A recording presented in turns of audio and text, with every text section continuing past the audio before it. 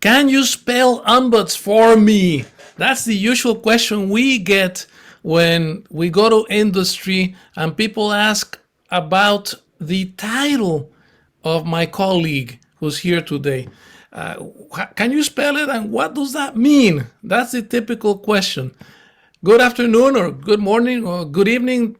The use of the ombuds in engineering senior design projects, that's the title of our work.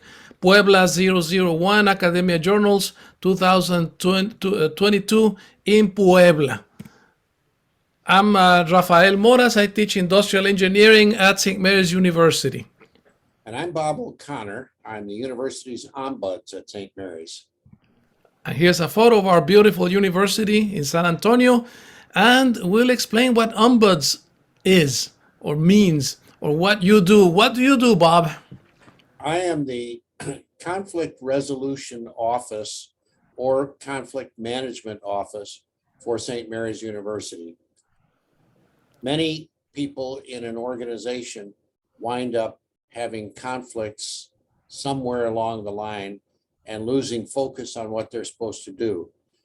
We come to the ombuds to help get resolved either those conflicts or manage them a little bit better than they are so far. Thanks. And I understand you don't have any authority to fix anything, but you work on in a certain scheme, right? Well, I'm independent, Rafa, of any other office on campus. So I don't report to anybody other than the president. And the president. My conferences or visits are always confidential unless the visitor releases me from that confidentiality, or unless I detect that there's an imminent risk of serious harm to self or others. So gossip is not in you, and you definitely have my trust if I talk to you, right? Not to divulge anything. I would hope so. Yes. Yeah. You are supposed to be neutral. Yes, I don't advocate for a person's problem as much as I advocate for fair treatment of anybody who comes to me and anybody involved in that. Okay, so if I'm asking for something unreasonable, you're probably not going to side with me, right? Or you're going to try to convince me that I'm being unreasonable, right? Exactly. Okay. And informal, what does that mean? It means that if you come and visit the ombuds for a problem, that doesn't equate to having given notice to the organization that you're going to file a grievance or you're going to file a lawsuit or something like that. It also means that if you file the lawsuit, I will not be a part of it. Okay. Well, thanks for the clarification. You give advice. You can always solve the problem, but you can try to make me feel better about it, right? Or seek solutions to it as well. Seek solutions, and even if you don't feel necessarily better about it, if you wind up managing the conflict better, that's a good thing. That's a win. Good. All right. You are an advocate. You are an advocate. I'm an advocate, but it's just for fairness, an advocate for justice for all. Okay. Thanks. And where are the ombuds in this world? They can be found in hospitals, schools,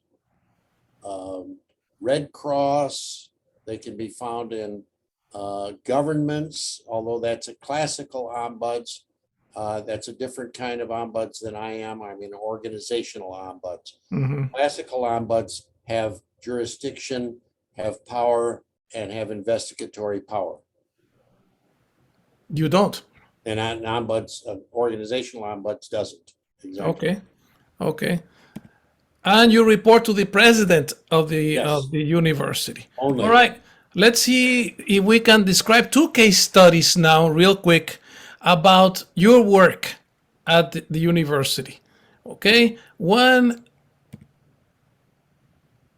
Tell us about this one. Somebody knocks at the door. Yeah. A fellow came into my office one day and complained that he had been bullied by his boss. And the boss had tried to imply in a public meeting that he was giving a new job to this employee And the employee who was stunned by that simply said he didn't think he could take it because of personal issues. And he came to the Ombuds to talk about that. After we talked for a while, I was able to persuade him to believe that that boss didn't have the authority to create that job for him. The issue that was going to cause some stress was a private health issue. And after some conversation with other people, the situation was resolved a little bit more creatively. And part of the creative solution came from people accepting the suggestion of the ombuds. And what that tells me too, Bob, is that you may not have the authority to fix all the problems, but you do know the system really well. To know that the boss didn't have the authority to make me, not me, but this person do that. Exactly. Yeah. Okay. And here's a case study that happened in our senior design project. I told you guys at the beginning I'm an engineering professor. We do a year-long senior project. It's 2 semesters.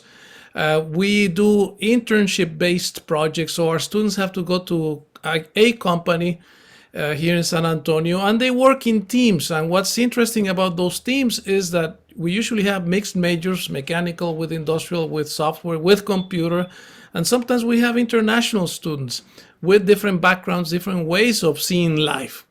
And this creates, or this can create at times strife and conflict. And it is important for us to make sure that the projects are completed successfully. So let us tell you about a team that we affectionately call the UN team. This was not a team. It was a group of 4 who did not like each other.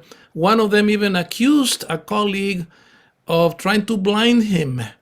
He says that his colleague pointed a laser beam to his eyes and he couldn't see. It was bad, and I was desperate because the team wasn't working, and I had a commitment with the sponsoring organization to carry the project through. So that's when I called Dr. Bob. Dr. Bob, we have a problem. There was a problem. The 3 people that you see in the top of the slide were upset with each other, wouldn't talk to each other, and the 4th person was kind of distant from everybody, complaining that they did everything that he didn't like. And he eventually left the team. That was a shame, but he left the team, went back to his own country. As we wound up talking, we started to set meetings every week with me, and we started to converse. We started to get to know each other.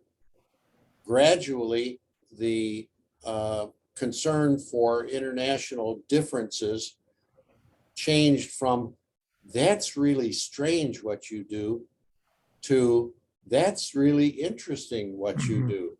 I really like that." And we explored, as we explored these improvements in the relationships, their working relationship developed very, very well. And they eventually came to present. And when they presented, Rafa, you can show them. Yeah, the former UN team, I think we should refer to them as the A team, Bob, I because agree. they carried the St. Mary's University flag high, proudly, and their sponsors were incredibly impressed. One of them said she had never seen a team like this. And Bob and I were saying, well, if we only knew, yeah, 1 minute to go, right? If she only knew what happened here. So they became good friends, total success. So who benefits from the intervention of the ombuds when we have a senior project problem? The students for sure, the faculty members. I have a friend who I can talk to about problems. Sponsors definitely do, like these ones that we just mentioned, society. We got better people out there, and definitely the department and the university. Our accreditation board really likes the idea of teamwork, but especially about the ombuds being here with us. With this, we thank you for your attention. Please reach us with questions at any time. Thank you all. Thank you, Bob. Thank you.